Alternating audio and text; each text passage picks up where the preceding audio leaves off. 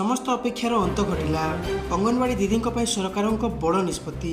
हाँ दर्शक बंधु, अंगनवाड़ी कर्मी और सहायिका कर्मी दरमा वृद्धि को नहीं जो आशंका थिला ताकू नहीं स्पष्ट कर मुख्यमंत्री नवीन पट्टनायक। तेबे ए नहीं कौन अपडेट अच्छी आसतु ए वीडियो माध्यम जानिबा।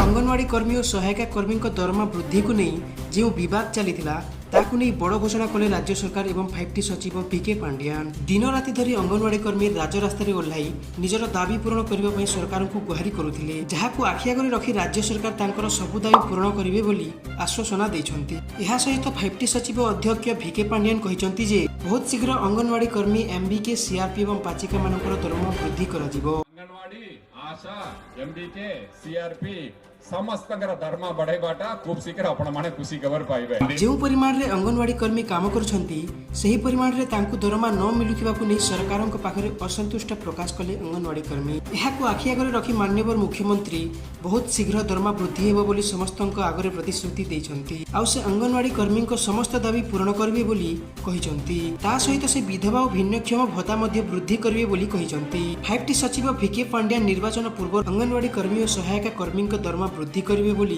प्रतिश्रुति दैछन्ति। तेबे दर्शक बंधु, आपण माने ओडिसार केउ जिल्लारू देखुचन्ति कमेंट माध्यम रे निश्चय जणांतु, जहा द्वारा आमे आपनकु धन्यवाद करि परिबु।